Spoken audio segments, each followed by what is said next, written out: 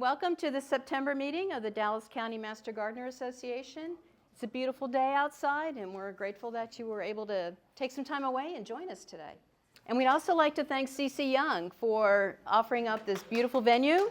I don't know if Brian's here, but thank you. We appreciate your generosity, and we love this place. And next, I would like to introduce our speaker, Janet Smith. And I should be able to do her bio by memory now because you're such a prolific speaker and you do such a wonderful job with it. So Janet is a member of the Dallas County Master Gardeners. She is a master naturalist, and she is also a member of the Native Plant Society of Dallas. She is my go-to person for all things pollinators, butterflies, native plants, you name it, she knows it. So I'm going to keep this meeting moving, and without further ado, welcome to Janet. Before I talk, I want to start my official talk. I suspect that I might have said some of the things in this program when I did that ad-lib, unrehearsed talk back in January, but frankly, I don't remember what I said. I know I just kind of rambled until I filled the time, but this is my favorite topic right now.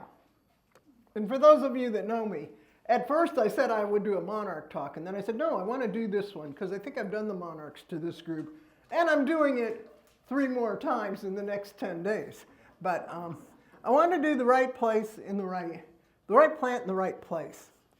And I always like to start out my talks with pictures of my yard so people know where I'm coming from. And one thing I've learned for myself as a speaker, and I suspect this is true of others, is that the best things to speak about are the ones that you're passionate about. Because you're going to spend a lot of time researching it and then talking about it. And if your passion comes through, that enriches the talk. So I want to show that I just don't talk the talk. I walk the walk. Several times a day through my garden. This morning, all I had to do was pick up some big leaves that had blown in from several houses up the hill, which is a constant in the fall because I'm at the bottom of the hill. Everybody else has grass. The leaves go right over it. They come to this and go, oh, I can't go any further. So, but hopefully most of you have seen my yard. It's not far from here. My talk today is based on this book by Douglas Tallamy, Nature's Best Hope. When I read that book, I thought, okay, I'm doing a new talk. I had first read Doug Tallamy 13 years ago or so, and that's when I completely changed and tried to forget about adapted plants and only plant natives. And then reading this book really convinced me, and I wanted to share that with others. How many of you are familiar with Doug Tallamy?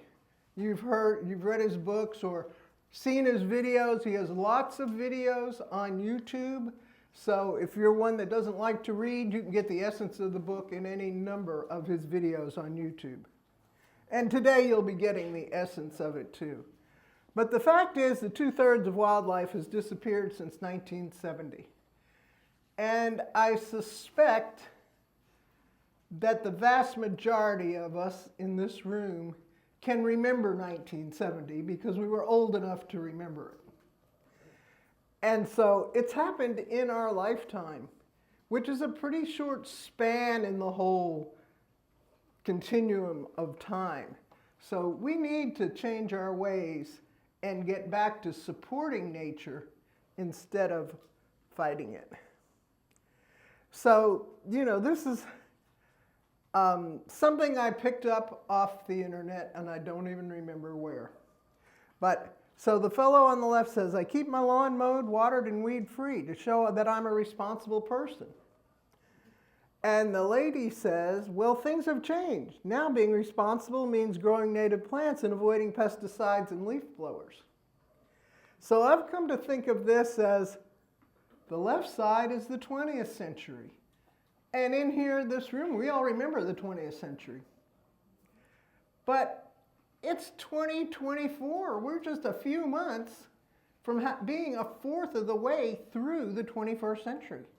It's time we changed our ways and got with a new program so that we know there will be a 23rd and 24th century for at this stage in our lives, our kids and our grandkids. Basically, if something is not eating your plants, then your garden's not a part of the ecosystem. And, for years, since we seem to have somehow acquired the thought that insects are bad, we wanted plants that didn't attract insects so we didn't have to worry about insects. But now we know that insects are crucial to our lifestyle. We've got to have them, and we need them in our yards. And so we want to see things eating our plants. We don't want to see them totally wiping them out, but, some caterpillars and even aphids. Aphids are food for somebody else. So it's good to have insect life in your garden. Some scientists think, like everything, there's disagreement. Can you believe there's disagreement in the world? But a lot of scientists believe we're in the midst of the 6th great extinction. The last one was 65 million years ago, kind of a little before our time. The previous ones were due to national phenomena, like asteroids and things like that. But this one's driven by human activity and our unsustainable use of land, water, energy use, and climate change. So we're having an impact this time. It's human driven. So this is, how many of you have seen this book? Good. I would hope more of you had this. Wild DFW. It's all about nature in the 4 counties of Dallas, Collin, Denton, and Tarrant. And it's very educational because she talks a lot about the ecoregions and what an interesting area we are because we have so many different ecoregions within those 4 counties. But the statement that Amy makes that I really like is, today's environmental front line is the urban ecosystems with millions of people who can impact change. And, if you've lived here in this area for any length of time, you know the incredible growth we've had. We're one of the fastest growing areas in the country. And let's face it, what do we have in these 4 counties? Concrete and turf grass. Equally useful for the insects that we need to help us survive. Our country was developed by people who had to fight nature to survive. But that war ended a long time ago, and we need to help restore what was destroyed, like we do in many parts of the world. When we go in and there's a war and we help with the war, then we go help and restore it, like we did with Europe after the World Wars. So how did we end up here?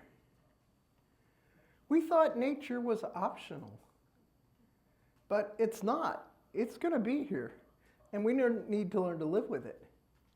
We thought we couldn't coexist with it, but we can, and we're richer for it because we know how important being out in nature is to our mental and physical health. And we left conservation to a few experts, thinking we didn't need to do anything personally. But now we know better, and we know we can start in our yard and we can have an impact right where we live. I love this. Out of the mouths of babes. No, we can't eat the lawn, the dad says, and the kid says, then why are we growing it? That's a question I've asked for many years because when I was allergy tested back in the 80s, it turns out I'm really badly allergic to grass, so I should avoid grass and never mow it or be around it after it's been mowed. So, but I had a typical Dallas home where the yard was all grass, and I hired people to come and take care of it, just like my neighbors did, so that I never had to deal with it. And now I don't have to deal with it because I don't have any. According to Ptolemy, every landscape should do 4 things. I think there is a 5th thing a landscape needs to do, and that is to please the landowner. You know, you want something that you like. There's no use growing things and being surrounded by things you don't like. So that is a very important aspect. But apart from that, we need to support the pollinators. You know, we've been hearing that for years. And we've got a lot of pollinator gardens, but frankly, when I walk through my neighborhood, I see very few blooming plants in front yards. I don't know what's going on in the backyard because everybody has the cyclone fences, so you can't see into them. And all I know is that I can be out in my front yard and think it's a beautiful day and there's a light breeze. I go into my backyard, which only has a wood fence on one side, and the air is stagnant because it can't flow through. And I wonder how people live in backyards that are surrounded by wood fences so they're never feeling a breeze. Because I don't like that at all. But anyway, we need to support pollinators, and that means flowering plants. We need to support the food web. Plants are the basis of the food web. Every living thing depends on food, starting with those plants. We need to manage the watershed. You know, in Texas, we're lucky that we own the water that falls on our yard. Well, with concrete, water can't be absorbed. It runs off, and that's why we have so many flash floods.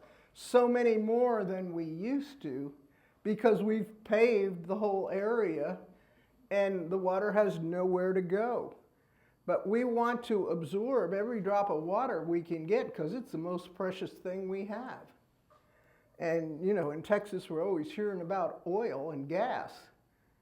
But the reality is there's not enough water to support the population that we're encouraging and that we already have. So we really need to pare down on how much irrigation we use and make sure that we save every drop of water instead of sending it down to the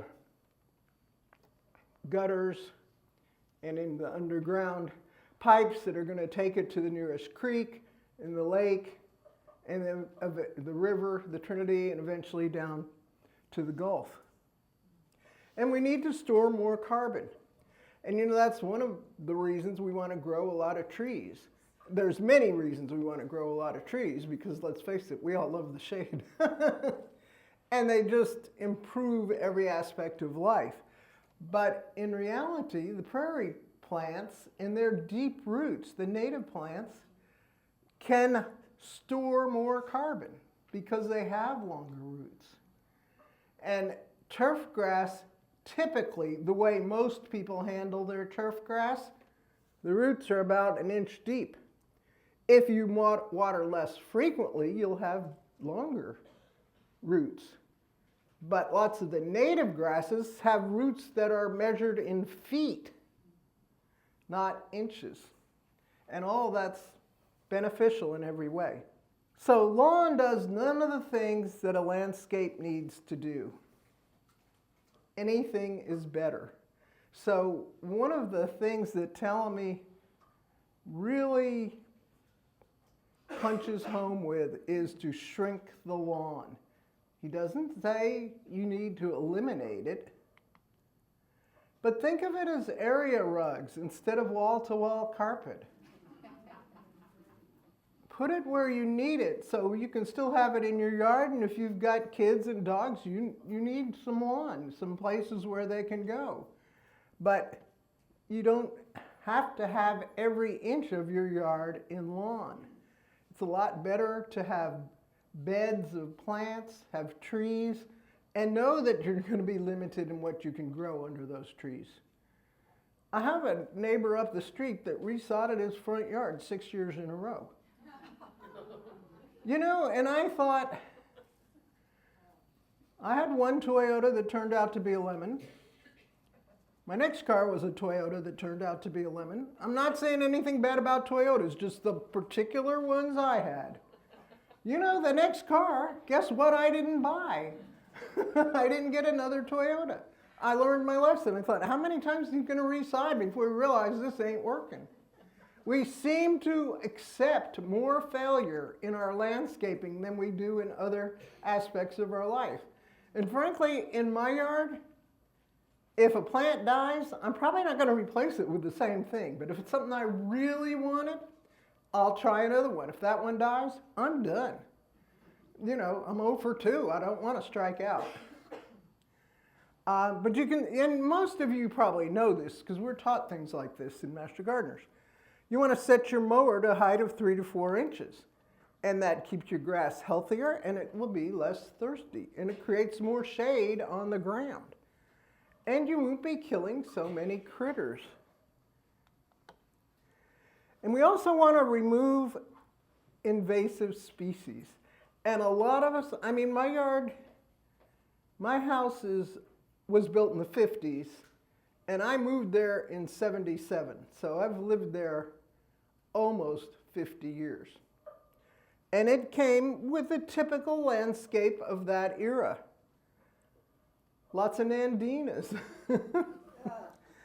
Some of which are still growing despite my decades of neglect. But I go out and I trim off the flowers because I don't want those berries to become available so birds can eat them and go over and poop them in the green belt across the street. Because how many of y'all are master naturalists as well? Yeah, quite a few of us. What do master naturalists probably spend more time at than anything else? Removing privet from wild areas. And there's also nandinas and all of these invasive plants. So you're saying, what are they? This is Nipsot, the Native Plant Society of Texas. It's their dirty dozen. Bermuda grass. We know about that. Bradford pear. One of the big things everybody planted back in the 80s when it was highly recommended. China berry. I don't see too many China berries in our area. Yeah, in wild areas, probably not where they were intended. Where they got planted by some bird, probably that ate the berries at somebody's house and then went and pooped them out somewhere else. Privet, of course. Chinese tallow tree. I don't see so much of that around here either. Chinese wisteria. I remember my family was from the Northeast and we loved our lilacs and we would drive around looking for lilacs not knowing that they didn't grow here. You know, we didn't have that concept of New Jersey's different than Texas. And I don't know how many wisteria we stopped out and we get out of the car and smell them and then say, it's not lilacs, and get back in the car. People probably thought we were crazy. Japanese honeysuckle. I know when I moved in my house and probably for the next 15, 20 years, there was this, it was all along my fence. At that time, it was a chain link fence, but it was covered in the Japanese honeysuckle. And it smelled so sweet every spring and had the beautiful flowers. But, you know, of course, at the time, I didn't know that wasn't a good plant. But when the neighbors wanted a wooden fence, all that was cleared out, and so it was taken down, and I didn't have to worry about it. But the lilac chase tree, also known as vitex. I mean, I have them growing in my yard. These are a new addition to this list. I thought they were native. No, they're from the Mediterranean. I've got an interesting slide coming up. A lot of people thought they were native, and I did too. And the first clue I had was the Native Plant Society has a couple of plant sales every year, and members donate plants. And somebody brought a vitex, and the president just whipped it out and said, "We're not, get that out of here." And I said, "Why? I thought it was a great native plant," but it's not. Nandina. You know, now we have a lot of hybrid nandinas that don't ever produce flowers or berries. So those are non-harmful, and I have a couple of those in my front yard. And they're for winter interest, but I know that they're not going to be propagating anywhere else. Periwinkle. I used to grow periwinkle, but I don't anymore. But my neighbor's yard, it was planted there in some beds, and it still comes up every year.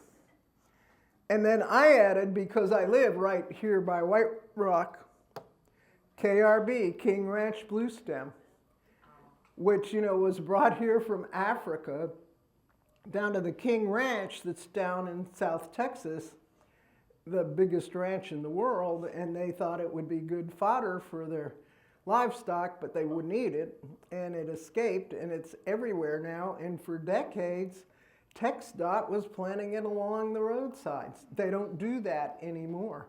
But a lot of what is in the White Rock Blackland Prairie remnant is KRB. And QAL is Queen Anne's lace. That's another thing that has invaded the prairie remnant here at White Rock Lake. It looks like a pretty flower. It is a pretty flower, but it's very invasive and it can take over and prevent native plants from growing. So plants and animals are essential for us to live on the earth. The energy in the food web can be traced back to the sun. You know, we can't live without the sun. We all know that. Although sometimes in the summer, we'd like to be rid of it for an hour or two a day. The first member of any food web is a green plant. And the plants use the sun energy to make their own food. And we all learned that in biology. Even I can remember that from my science classes, although I hated science. So the plants produce oxygen, which is essential for us. They convert the sunlight into food, and they're eaten by the insects, herbivores, and omnivores, which is every living thing is in one of those categories. Everything on the land. So they capture carbon and pump it into the ground. They build topsoil and hold it in place. And they help clean the water on its journey to the sea. So it reduces the effects of severe weather, and it'll be, you know, interesting in the next few days when we see the extent of the damage from that recent hurricane. And thank goodness we don't have those here. Animals provide pest control services. You know, the best insecticide is another insect. They pollinate nearly 90% of our flowering plants. They spread the seeds, they eat them, they poop them out. You know, and you drive through the country and there's always a fence near the road and there's always all kinds of growth there. It's because the birds sit on the fence and poop. If you want an instant meadow in your yard, put up a couple poles, string a wire through it. The birds will come and sit on that wire and poop out and you'll have a meadow pretty soon. And of course, animals sustain the food web. So the most critical things are plants, pollinators, caterpillars, and sun. I hope you all are familiar with the life cycle of a moth. It's the same pretty much for a butterfly. And the caterpillars are the second stage. They hatch out of the eggs, and they are the biggest eaters in the life cycle of a moth or a butterfly. And so it's the caterpillars that we will see on our plants. And those of you who know me know I'm a big butterfly gardener. And so I like to grow a lot of host plants. And I tell people, you have to accept the fact that they're going to eat your plant. And that's very hard for a lot of gardeners to do because they chose the plant because they love it. They want to see the flowers. And here come these caterpillars that eat it all up and leave it looking a mess, and they don't like that. But it's all a part of nature, and we need to learn to live with it. But it's the caterpillars that are the eating machines. And they're soft bodies filled with food. Think of it as a hot dog or a sausage that has really nutritious food in it. because I know this week I've been craving hot dogs. Maybe it's because hearing about the state fair or something, you know. And I actually bought some hot dogs yesterday, which I do, you know, twice a year or something. And I know they're not the healthiest, but they hit my taste buds at the time. But they're wonderful food for the birds and other little critters. They transfer more energy from plants to animals than any other type of plant eater. So if you're familiar with Doug Tallamy, you know he's all about how many caterpillars you can produce in your yard to support the bird population and other things, but particularly he's talking about the birds. So the health of an ecosystem depends on the health of the caterpillar population. And you know, Doug Tallamy really loves the oak trees, and they are host to more types of caterpillars than anything else. But oak trees are huge, and so you can't even see the caterpillars, because even a caterpillar at its full size is about the size of your little finger. You can't see that on an oak tree. So you're not concerned that your oak tree is being eaten because you can't even see it happening. It might be at the very top. Well, to see the top of an oak tree, you've got to go across the street probably, and you're sure not going to see something of that size. So, and it's not going to damage the plant or anything. We want to make a good place for caterpillars, so we need to replace the lawn under our trees and put in things that create a soft landing area. You know, we kind of like want a trampoline for these caterpillars, not concrete. So you can replace the plants under your trees with ferns and other appropriate ground covers. You can add a fallen log or a tree stump so that the insects have a place to bore into the wood and pupate.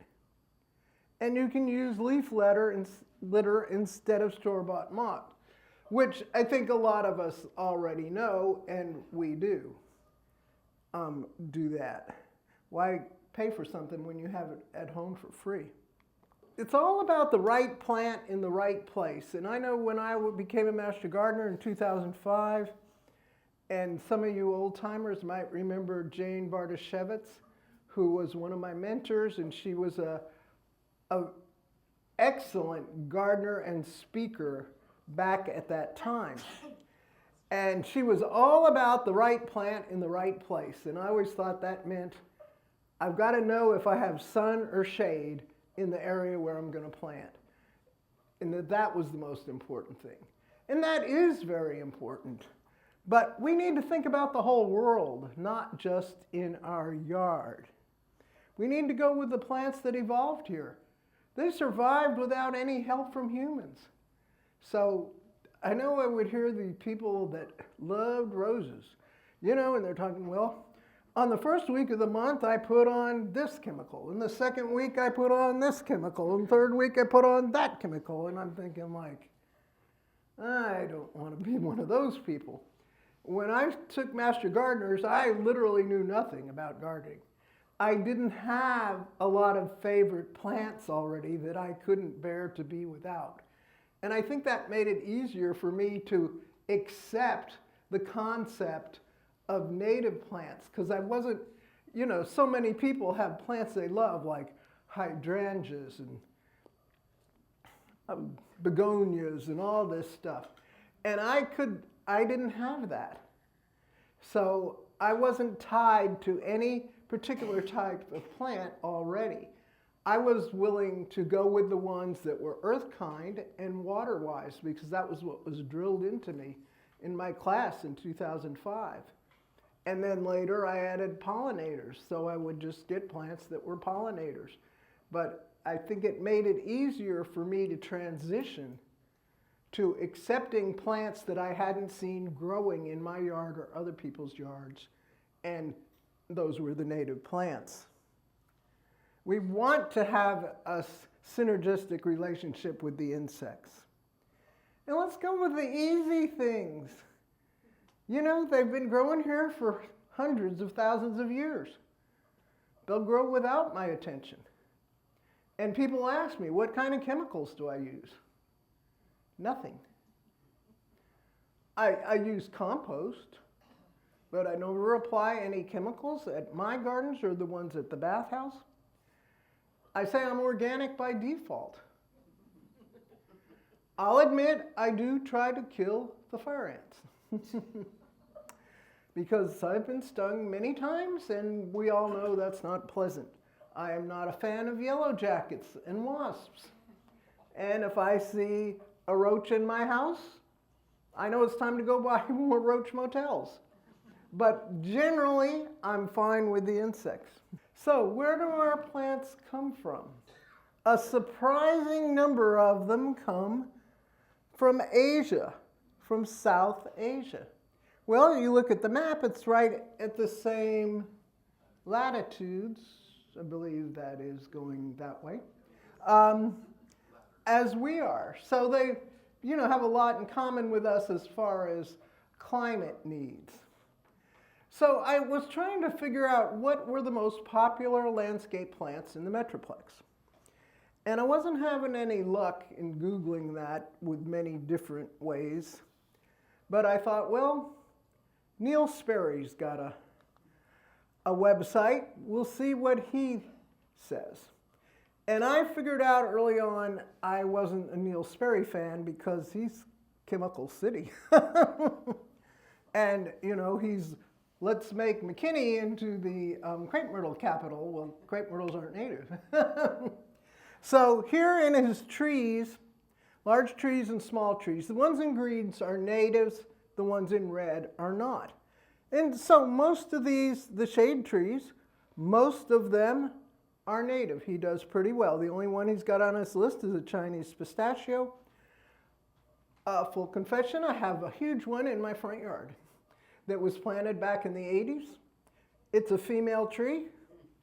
Not a day goes by that it doesn't drop something in my yard that I wish wasn't there.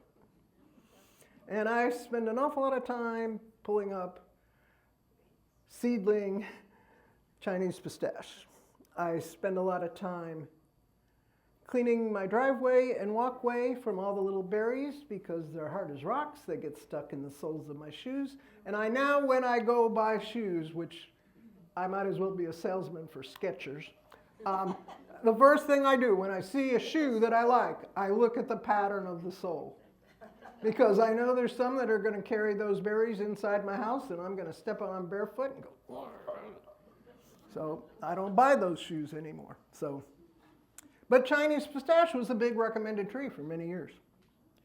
The small shade trees, among the ones here, we've got some of our favorites, Japanese maples.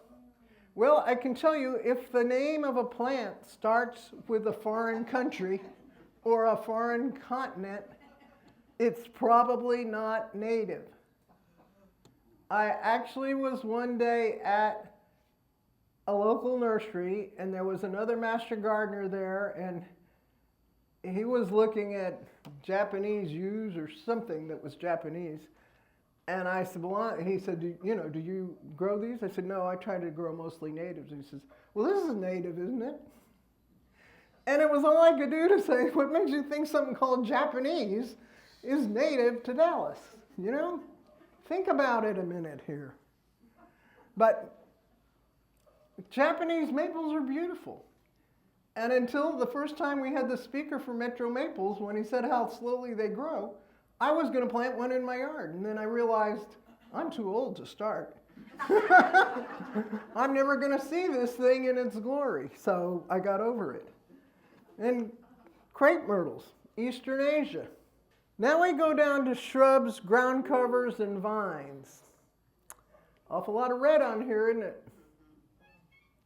This is where we can make a huge difference. There's so many natives in these categories, but the ones that Neil Sperry recommends are just about all from somewhere else, mostly from Asia. So there's also keystone plants, and those are the most productive native plants in any area.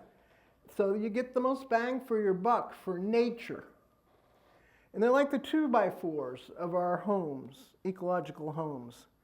So the keystone plants for our area are goldenrod, oaks, which we have a lot of oaks, sunflowers, we see them a lot, Mexican plum, a great tree that blooms beautifully in the spring, pecans, we've got a lot of pecan trees, I've got them in my backyard. I drive over pecans every day. One time I thought there's something wrong with my reverse gear because it's making so much noise. And I needed to take my car in and get it checked. And then I noticed, it doesn't happen when I back out of other places. It's only out of my garage. And then I noticed, oh yeah, it's because my driveway is covered in pecans. Box elders and American and cedar elms. So a lot of these are things that we can easily grow. A lot of people are confused about goldenrod and ragweed. It's ragweed that causes the allergies because it is air pollinated, wind pollinated. Goldenrod is insect pollinated. So the pollen doesn't get freely flowing in the air to bother us. It's a great pollinator and host plant, blooms most prolifically in the fall, and it's medium water or wet soil, and it gets big. And I have not planted it at my house or at the bathhouse that I oversee as a Master Gardener program because it's too big for those sites. But it would be a great plant along the back fence or something like that. And if it gets big, it might start flopping over, so you might want to put up something to support it. But as far as the insects are concerned, in the fall, it is it's like going to the all-you-can-eat buffet. And in the fall, particularly, insects need all the food they can get to help them through the winter. And the migrating monarchs need all the food they can get to help them fly to Mexico. So you want to plant for the specialists. And did you realize that 1/3 of bees are specialists? And that means they only eat on one particular type of plant. And that's where they get their honey and their pollen. And their lifespan as bees might only be in that the average bee lives about 6 weeks, might only be in that period when that plant is blooming. The rest of the year, it's dormant. So good ones for us are sunflowers, goldenrods, and asters. And we're coming into aster season. The fall asters should hopefully bloom in October like they usually do, and we have these mounds of beautiful lavender, daisy-like flowers full of bees and butterflies. So be generous with your plantings. Plant multitudes, but don't create a monoculture. Recently, Zandra and I collaborated as native plant people and master gardeners at the request of the city of Cedar Hill, where they have a new park surrounding their gorgeous new library. And the whole place is almost 5 acres, and it's been planted all in natives. But if you look at it closely, it's a lot of beds of one plant. And they didn't, they have a wide variety they have 35 different plants they thought were on their property. Turns out they have about 30 that we could spot. But they've planted them in too many in the same place instead of mixing it up. And they have a lot of foliage plants that don't have any blooms. And so we're encouraging them. In fact, they have these huge beds of inland sea oats in full sun. And that's usually best in the shade. So we're kind of hoping those all die, and we can encourage them to replant those beds in a variety of flowering plants to give them more benefit for the pollinators. This is something out of Talamy's book that I hadn't heard. that you should plant trees in threes so they can intertwine their roots and support each other. And he said then those trees won't get as big as if they're singly planted, but most of us live in lots that don't really need those huge trees. You know, they're overpowering, and God, if one were to fall down in a storm, it would wipe out the whole house.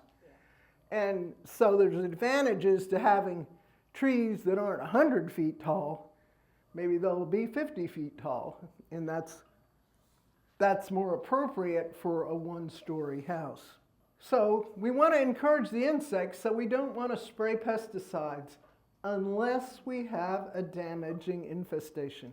And as master gardeners, we've all been through that, the IPM program and stuff. We know that just because you see one insect doesn't mean you need to call Mosquito Joe and kill off every insect in your yard. And know that if you're trying to kill mosquitoes, you're going to kill a lot of other beneficial insects as well. Another thing we can do is to use motion sensor lights in our yards instead of, I had all those dawn to dusk lights because I had read back in the 80s or something that the best crime deterrent was to have your house well lit. Well, my street is very dark and nobody else had any exterior lighting. And I decided, I'm a woman living by myself, I need to protect this house, so I put dawn to dusk lights everywhere. But a few years ago, to the nagging of one of my fellow master gardeners, not to name her, but she's wearing a white blouse and sitting there knitting because she's knitting every minute she's sitting. I think the only time she's not knitting is when she's gardening or sleeping. Kept going on about her neighbor and how he overlit his yard. And then I changed out all my light, all but one, to motion sensor. And then I started seeing lightning bugs. And the reason we don't see them is we have too much light pollution.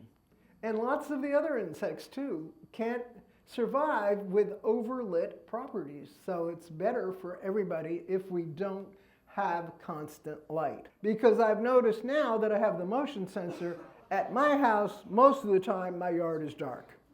You know, it's very unusual that it's got light. So I figured I've solved that problem. And I have a yellow bulb in my front door, but I don't leave, that's motion sensor too. We want to conserve the insects. This is a little bee house that I bought. And I had it hanging on my fence, and then the string broke, and I picked it up and I plopped it down on a table right by my backyard, by my back door. And over time I noticed, look at all those little tubes that are filled in. There are bees nesting there and creating that as their nurseries. And there is a constant flow of bees in and out of this thing that is, you know, about this far from my front door. Back door. They never bothered me or anything. You know, they're just concerned with this. So these bee houses really work. Don't fertilize. Most native plants don't need the fertilization. Yes, compost is great. 50% of fertilizer washes away anyway. And we've gone through this in Master Gardeners. And we know that it causes the algae blooms, red tides, and all those other problems that are created in the waterways. So you want to network with your neighbors. People stop and comment on my yards, but I haven't seen anybody take action on their yards. So it makes it easy to describe my house. It's the only one on the street with a garden instead of grass. So I'm not doing very well in my neighborhood of spreading the word, but I hope I am by my speaking. But one thing, you know, most people love butterflies, they love hummingbirds. So if you point out to them what plants attract those, and those are native plants, that's one way to get people interested. More than preaching at them, which I feel like I'm doing today to you, unfortunately. So educate your neighbors through your HOA. And if you're in an HOA, try to work with them and explain to them the benefit of these plants. And know what all your plants are. Present your plan and have all your plants labeled. Put a walkway through your beds. It shows intention. There are things you can do. And ask for cooperation instead of trying to fight them. So Doug Tallamy has started this homegrown national park movement because so much of our country is privately owned. If we want to make an impact, it's those landowners like us that have to do it. So he says if Americans replanted half of their lawns with native plants, shrubs, and trees, we could have more wildlife habitat than all the national parks combined. That's pretty startling. So we're in no way saying rip up everything in your yard and start over. But as you want to add more beds, increase the size of your existing beds or whatever, consider native plants. When plants die, consider replacing it with a native. You know, it's easy to start working them in. This isn't going to be an overnight project. The bathhouse is one of the homegrown native park landscapes. And you can get yours to be one too. And at least go to the website and join up. You get good educational articles and stuff. It doesn't bombard you, but you do get good education. And proclaim your activism so others understand what's going on in your yard. And put up your signs. And become a citizen scientist. You know, iNaturalist is a great website. Helps you identify plants and animals. I use it all the time to figure out. People send me pictures, and what do? I put them through iNaturalist and see what it says and say, well, iNaturalist says this is a blah, blah. You can download iNaturalist, blah, blah, blah.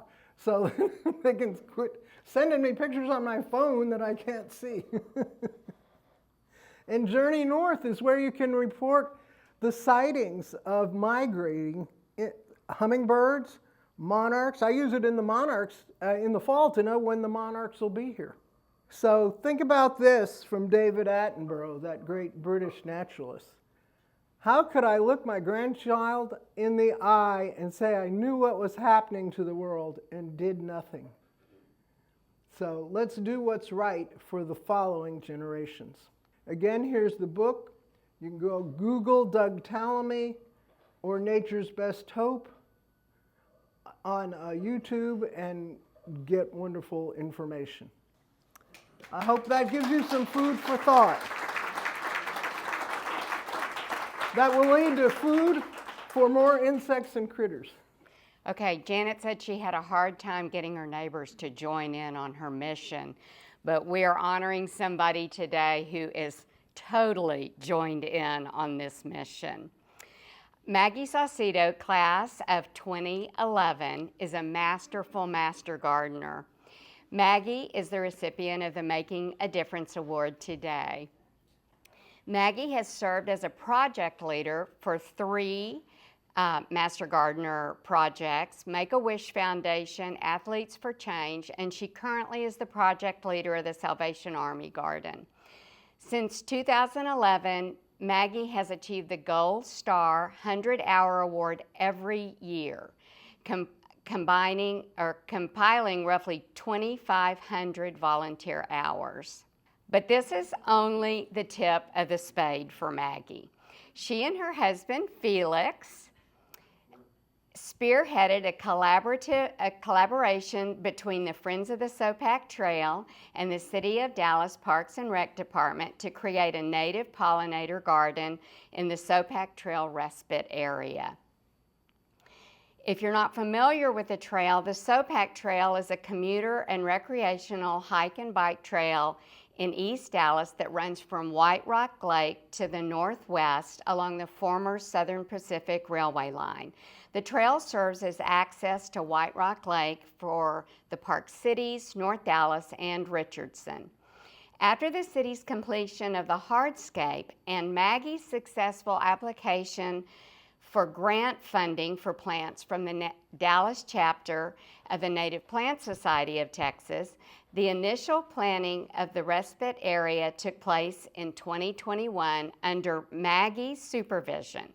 She continues to organize and oversee the volunteers who participate in tending the garden. The garden has achieved official certification as a Monarch Way Station and was featured as a bonus stop in this year's garden tour. Although the garden was initially conceived as a beautification amenity for both trail users and neighborhood residents, it has also become a functional demonstration garden featuring both native and adapted plants. The volunteers for the garden tour were very gratified by the numerous walkers, runners, and bikers shouting out thank you and appreciation for the addition of the garden to the trail. And additionally, in an area adjacent to the pollinator garden, Maggie directed a prairie team in a Blackland Prairie reclamation project working with the Lakewood Trails Neighborhood Association, the Texas Conservation Alliance, and the City of Dallas Parks and Recreation Department again. Her team members say Maggie is always fun. She's encouraging and so incredibly knowledgeable. She has been a wonderful mentor to me personally, and I know everyone who's ever gardened with Maggie would agree with that. Maggie, your expertise as a gardener, a fundraiser, a volunteer collaborator, and general garden cheerleader has made a difference in our organization, your neighborhood, and the city of Dallas. And today we want to honor you with the Making a Difference Award. We appreciate you and we thank you. And I want you guys, I really thought this was fun because this is the Sopak Trail Garden beginning to end.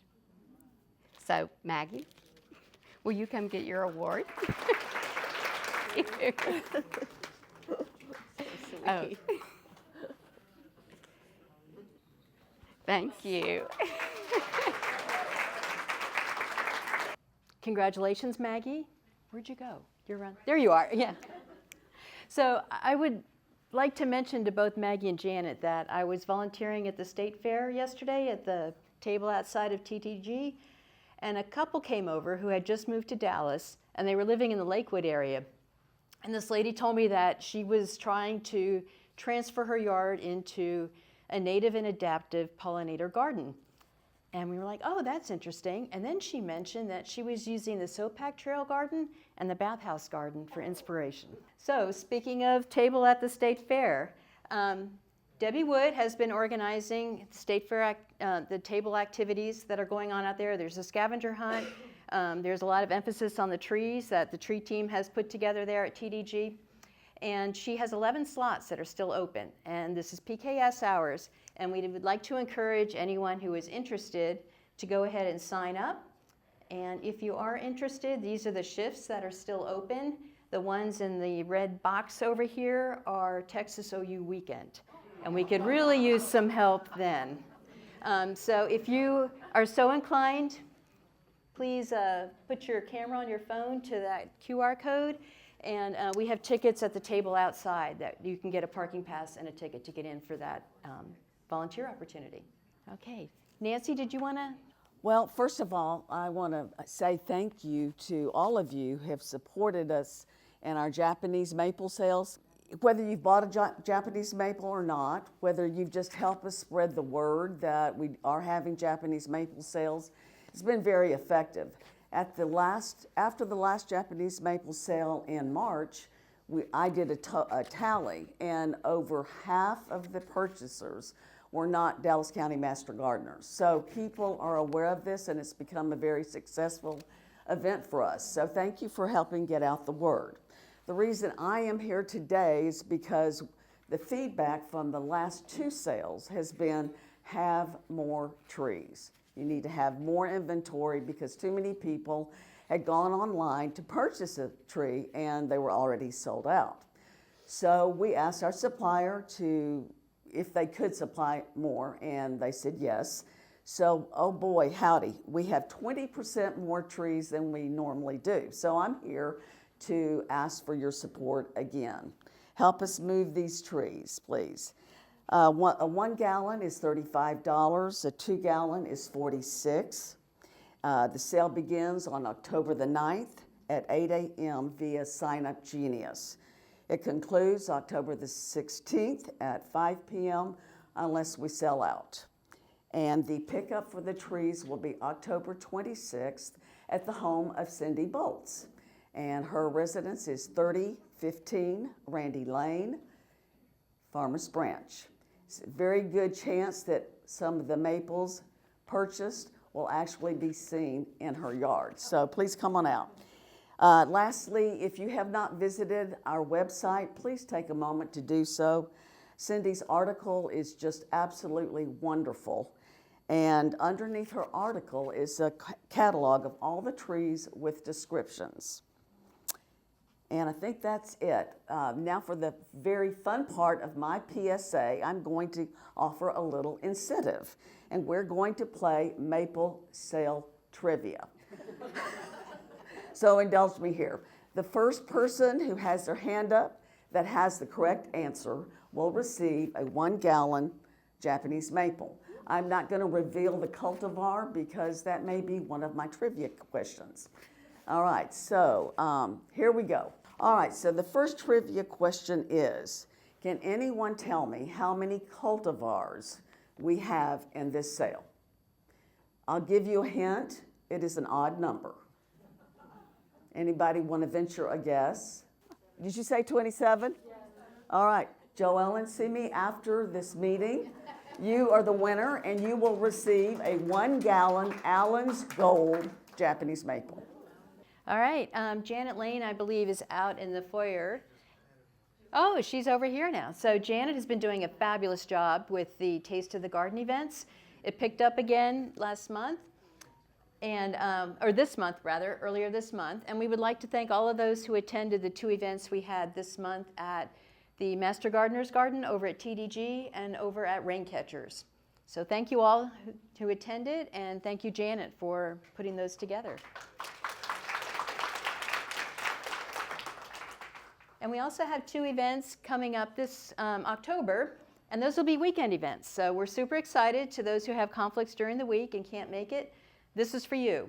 So we have Sunday, October 13th, will be over at Temple Emmanuel. If you want to get your phone out, it'll be in Mark Your Calendar, but there's a Sign Up Genius that's available. And then following that, October 26th, at the Oak Cliff Garden, Kidd Springs Park. I believe that's the Japanese garden. Is that right, Janet? She's shaking her head yes. So the Japanese garden over at Kidd Springs Park. And that will be Saturday, October 26th. So hope you all can come on out. And if you haven't gotten your share of Janet yet today, you have another opportunity next week. And she will be presenting at the Garden Muse event over at the Bathhouse Garden. And she's going to be showing off the beautiful pollinator garden in front and talking about that. Janet will be going first at 7. Are you going to be outside in the garden? Yes, so she will be outside in the garden. And then following that, there's going to be an artist activity from 8 to 9. So we wanted to talk about Master Gardener dues. I'm not sure what happened with the slide, but we have white font on white background. So what we've got going here is that the dues are not changing. They're still going to be $30 if paid by the end of this year and $40 if paid next year. And the benefits, why do you want to be a member of the Master Gardener Association? I'm sorry, these are association dues. So with the association comes limited accident and liability insurance. It covers the initial cost of your graduation and anniversary badges. It covers the cost of recognition awards. And it gives you access to the members only tab on the DCMGA website. And we'll be cleaning that up sometime in the near future and hope to have just the association members on that. And then people who are members of the association are also eligible to serve on the board, be a committee chair, or be a committee member. So we will hope you will consider that. What does the association do to support the community? There is a $5,000 annual scholarship that goes to a Dallas County student who majors in horticulture. We fund DCMG projects, and we fund horticulture outreach. I do want to make note that there is an additional fee for all Master Gardeners. This is separate from the association, and it covers the fee for the background check and the volunteer agreement, and that comes out of TAMU. And that fee is $12 every 3 years. We're all required to pay that to go through it, and according to TIG, 2/3 of us will be receiving an email to do that this coming year. So expect an email in your inbox, maybe check your spam once in a while. Okay, and what's new this year with the association dues? As you mentioned in your talk, Janet, about coming into the 21st century, we're trying to do the same with our dues, and we are now taking credit cards. That's a big deal for us. So outside, they are taking, and I see some hands waving over there, Leslie and Anita are doing square payments. So if you have a credit card today, you can do that. And Stan is taking checks. He has his hand raised over there as well. And then shortly you will be receiving an email with a click here button that goes to PayPal, and you can pay your dues through that as well. Okay, Reagan Hyde. So Reagan is going to come up and talk about better living for Texans. Okay, how are y'all doing today? Good. My name is Reagan Hyde. I'm with the Better Living for Texans team with AgriLife Extension in Dallas County. And I'm going to talk a little bit about our program and then how you or Master Gardeners and Better Living for Texans can partner together. So the Better Living for Texans program is a nutrition education program for adults and children. It's our SNAP curriculum, and so we work with the majority of our participants are going to be SNAP eligible or current SNAP participants.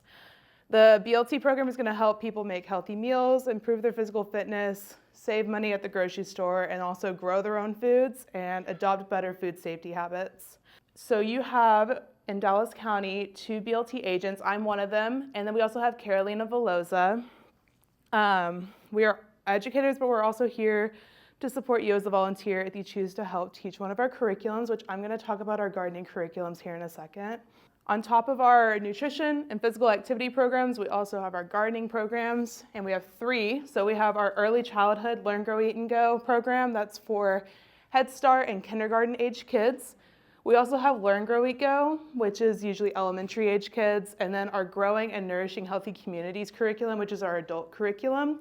And I'm gonna break it down for y'all. First, we'll talk about our Learn, Grow, Eat, and Go curriculum. So the first one, we have our early childhood Learn, Grow, Eat, and Go, like I was saying, for Head Start to kindergarten age kids. It's about 4 weeks long. The way that we've usually done this in the past is train the trainer. We did a big Dallas Head Start program this year, and it is usually 4 weeks long with 5 sessions per week. And it's focused on the parts of the plant and also fruit and vegetable exposure. So the kids get to try different fruits and vegetables throughout the curriculum, throughout the program. We also have Learn, Grow, Eat, and Go, which is the older curriculum for that. So for elementary age kids, it's usually 10 weeks long and 2 lessons a week. And it encourages better understanding of plants and how plants provide for people's needs. And lastly, we got our Growing and Nourishing Healthy Communities. So this is our Better Living for Texans adult gardening program. It is six sessions long, and it covers choosing a garden location, soils and compost, raised beds and container gardens, maintaining your gardens, and then diseases and insects, and then harvest and review.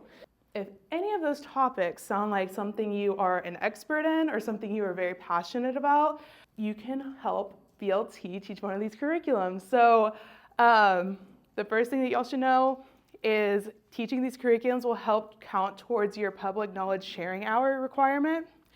And I have 2 sites that are currently interested, and I want the participants to get the best that they can out of this curriculum. And I know that y'all are all very talented gardeners, and so I would love to work with y'all. And on top of these 2 sites, we will have more sites that are going to be interested in this curriculum as well. That is all I had. But if you are interested in working with the Better Living for Texans team, I'm going to have a sign-up sheet. I'm going to go put it on the front desk where you signed in, where you can put your name down and your contact information, and then I will reach out to y'all with information going forward about that. Does anyone have any questions? Yeah, the Nash Davis Recreation Center is West Dallas, kind of near downtown, but not quite in downtown. And we do teach all over Dallas County, so if y'all know of any facilities or any communities that you think would really benefit from a curriculum like this, let me know, and we can definitely reach out to them and get started with that. Yes. Yes, we can do training, especially for our Learn, Grow, Eat Goes. But yes, that is definitely, we will do that. For the adult curriculum, the Growing and Nourishing, that one. Yes, you don't need a certification for that one. And that's just because a lot of the topics are some of the things that y'all already know because y'all have been gardening for a long time. So you don't necessarily need a certification for the adult curriculum, but we do have trainings for the Learn, Grow, Eat, and Goes. Yes, so that's a really good question. So we will be providing resources, and we will also be at the sessions with y'all too. And so the biggest thing that we need help with is whenever participants ask a lot of questions that I might not be able to know, that would be a really good part for you to jump in. But also, the main thing that you would be doing is just teaching about one of those topics. So you would pick a session that you would want to talk about, and you would go in there and teach. And then I would be there, and I'll be doing the reporting. I will also be offering the food demonstration and the nutrition part of the curriculum. And then also I would be helping with resources, so purchasing the gardening equipment and the food and everything that needs to be done for that. Each session usually runs about 1 hour. That was a good question. So she asked if this is an already established curriculum or if you make your own curriculum. And so this is an already established curriculum, so we do have an instructor guide that you would need to go by. Thank y'all so much for having me. Also, thank y'all so much for everything that you do for Dallas. Y'all are awesome. Hi, everybody. We are here, first of all, to introduce you to the website team. We want you to know who they are, and so we did it by pictures. They are dedicated in the most horticulture information and news to the public and members only section. Catherine Heeman and Gretchen Reynolds schedule the content in advance for posting seasonal relevant topics and develop the website editorial calendar. We are delighted to introduce our newest team member, Anne Marie Krupa, who posts content and optimizes photographs. Alexa Peterson is our webmaster, and she creates many of the cool features like the newest flipbook catalog for the Japanese maple sale. As communication managers, Cynthia and I uphold DCMGA's commitment to educating the public, Master Gardener members, and interns. If you need PKS hours, we're giving everybody a need for PKS hours. You can write an article for the website, the Grow, Know, and Go public newsletter, or social media. The article does not have to be long, and it can be pertinent to the MG gardens you help maintain. For instance, Glenn McGee provided a wonderful article, less than about 400 words, titled "It's Time to Harvest Roselle." He had great pictures of Roselle, highlights in hardiness, and described its many culinary uses. We welcome all Master Gardeners to try your hand at writing an article as a way to earn PKS hours. Feel free to reach out to us for ideas on topics, and we are happy to help edit too. So some of you may still have questions about which volunteer activities qualify as public knowledge sharing. And if so, on our website, we have a page of frequently asked questions, or FAQs, that includes several examples you may find helpful. Just go to the members only page, scroll down to the bottom, and click on frequently asked questions to be directed to that page. When you see that butterfly right there, you are in the right place. Every October is Breast Cancer Awareness Month.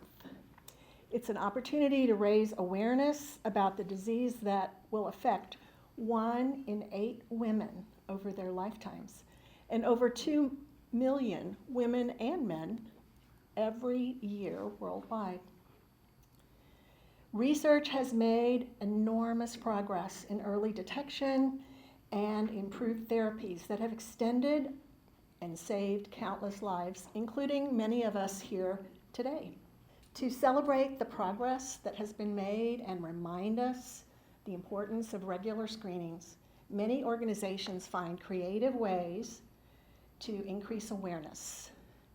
And pink has become the color to symbolize this very important initiative. Two very dear friends, Zandra Ferris and Roseanne Ferguson, along with my husband Mark and my daughter Nicole, who supplied most of the cuttings, have propagated 100 Turk's cat that just happened to be pink. Roseanne and her team took wonderful care of these plants over the hot summer, and she has assured me that they are ready to go in the ground. So if you would please stop by our table if you're interested and pick one up, we would be happy to share with you. Just in case you didn't know, the Texas State Fair is in town, okay? If you are volunteering at Texas Discovery Gardens, you will see 19 great small trees for North Texas with appropriate signage placed by the enthusiastic DCMGA tree team. Each sign has a QR code that goes to a landing page on the website with a detailed handout on each tree, including common name, scientific name, height, total width, sun exposure, leaf persistence, and outstanding characteristics. A big thank you to Debbie Woods for placing the QR code on the tree poster on the table within the Master Gardener's Garden at the TDG during the fair. The team is devoted to making sure that the public understands why trees are important for your home landscape and the essential life on this planet. Thank you for listening, and as always, Cynthia and I can never say thank you enough. And next we have Ziamata. So Ziamata Diaz is our county director. My name is Xiomara Diaz. I serve as the Dallas County AgriLife Extension Director since 2022, which means that I just finished my second year serving in that role. And it has been a very interesting journey since I started. I have to say that I had grown a lot, and I will continue growing because every day is a new challenge, every day is a new opportunity for flexibility, adaptation, and continue gaining like new skills until our last day here in this surface. Is that right?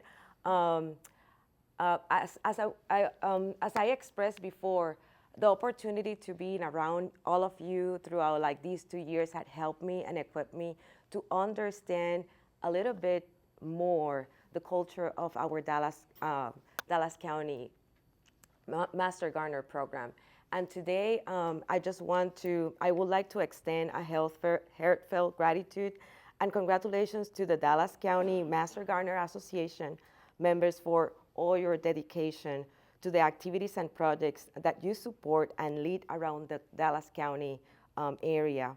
Having the opportunity to interact with many of you in some of your programs, I can attest to the anonymous price of your professionalism and high quality educational service that you all offer in some way and form, even if you are like helping design and create a new garden following best practices, or either you are in a classroom like helping support with the teaching or conducting all the teaching aspect for formal and non-formal education, because many of you come from that background and you understand like how the information should be delivered in those areas. Your collective efforts truly made the Texas A&M AgriLife Extension and Master Gardeners Dallas County service shine, because to me it's a very important piece of like the work that we can reflect in our communities, because you are well diverse and also interacting in different areas of our community. Something I wanted to bring to your attention today in terms of like updates. As you know, we don't have a horticulture agent in place since the months of May. And since then, we had been operating with that part of the support that you all need to continue working in your annual programs. And in that situation, I have to acknowledge all the support I had been receiving from the different committees from this association, where had been able to provide the community with more educational content despite the absence of the agent that oversee the horticulture program in our county. Today, I will talk about the positions in terms of updates, the public knowledge sharing that you had been listening from like other presenters already in terms of opportunities and some like updates about that, and also about the urban farm, the RB1 location, equipment and projects that will be happening or continue happening there. As I mentioned, right now we are in the process of continuing like promoting the position that we have open, but now what changed is that the horticulture extension position open for external applicants. Like since Ms. Katarina Graham transitioned to the research station or center, that position has been announced only internally. What that means is that only current extension employees with the qualifications for that position can only apply or be considered for the position. Unfortunately, during the months of May, for those months that the position was open, May, June, July, and August, and including part of September, we were not able to capture any like applicant that can fulfill or meet the qualifications for a horticulture agent. And then now, like a week and a half ago, we were allowed to move that position to external position. And that's when you bring a very important role to this process.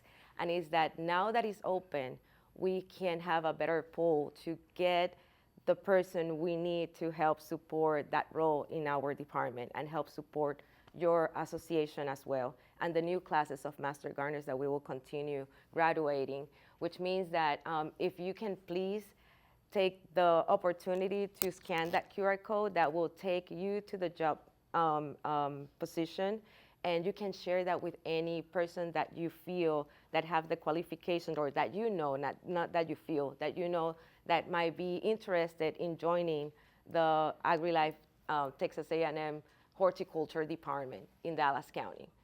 We will be announcing that also in social media and in other outlets just to make sure that we have a better outreach for good candidates.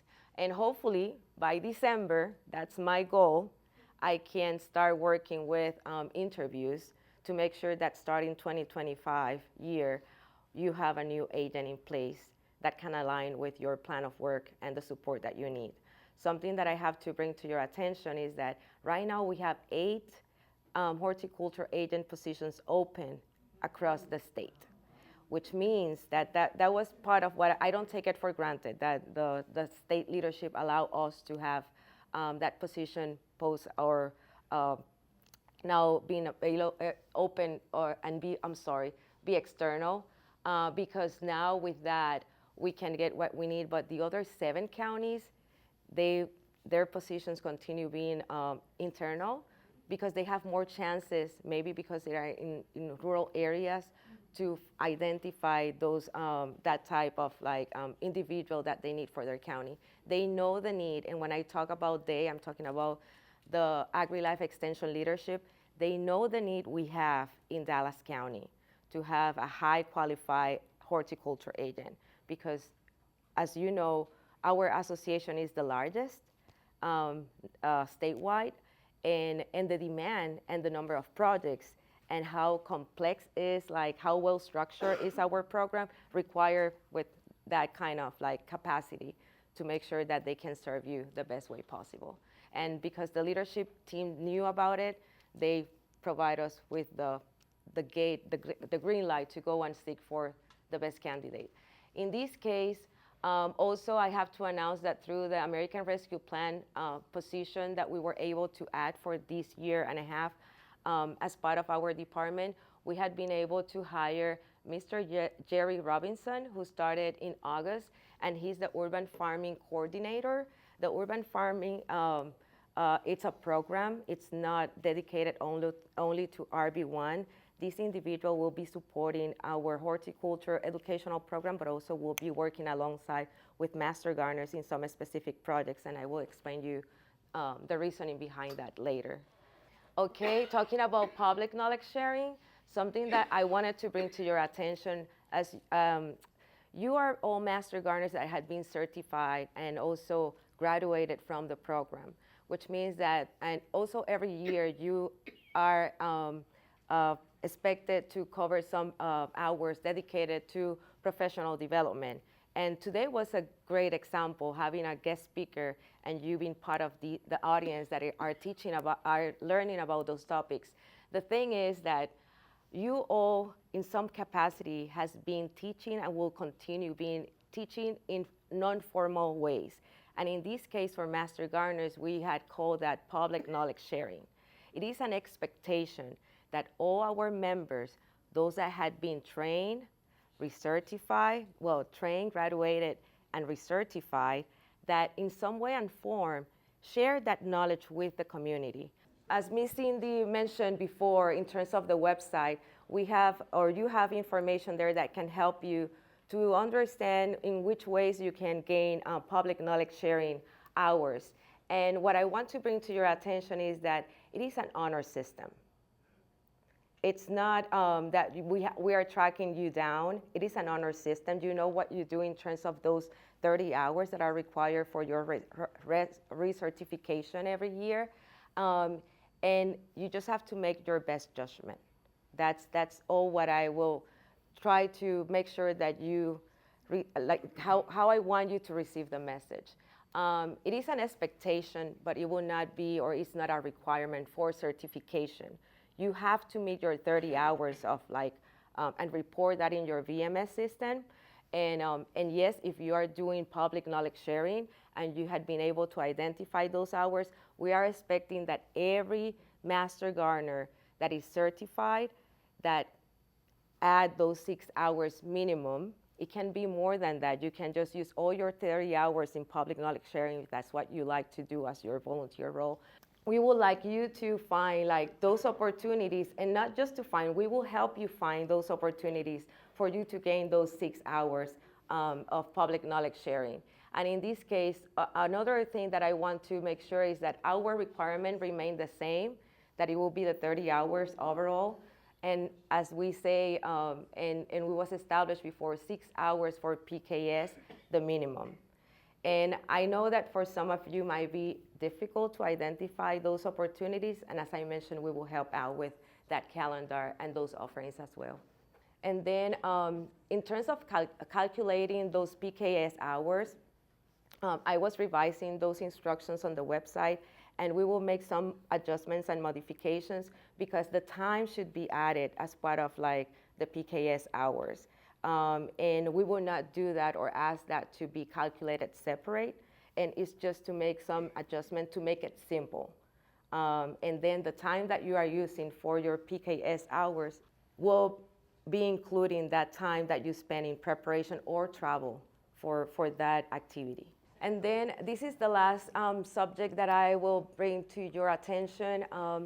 Since June, we start after our award was completed, we had been able to start getting some equipment that will continue help a better management projects for master gardeners. We got a cargo van as part of the Urban Farm award, and that cargo van has been used already for some projects that we had been handling at RB1.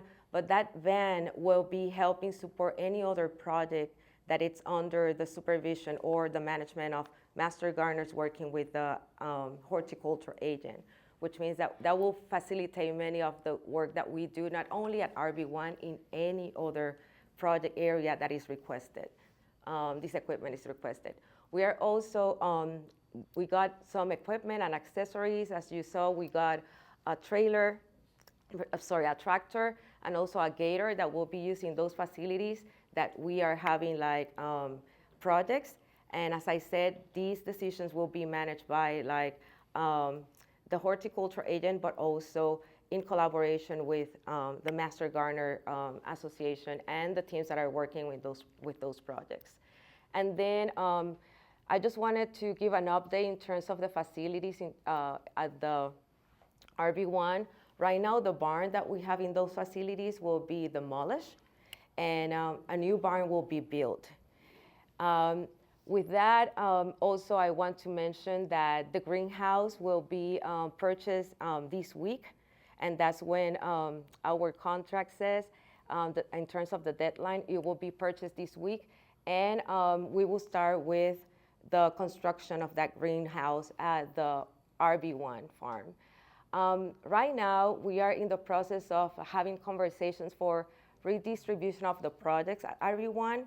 It seems that the county government has some plans for that specific facility in terms of like utilizing some of the surface that it's not used to house solar panels.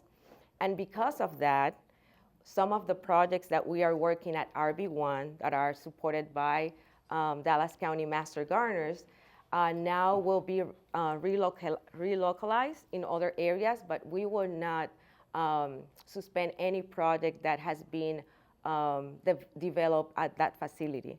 The only thing that will happen is that a few projects will be moved to a different location in the same property, and in this case will be closer to the main building. And we are working alongside with the county government, and also they had extended the invitation to make sure that we have representation from the master gardeners in Dallas County to be in those conversations as we move in those new plans of relocating the projects at the farm.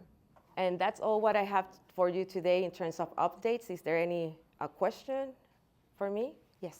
Okay, we're going to call 6 out right away. We're going to keep this meeting moving here. Thank you all for coming. It's a wrap. The next meeting will be in Richardson at the Care Church. Care Church. Thank you.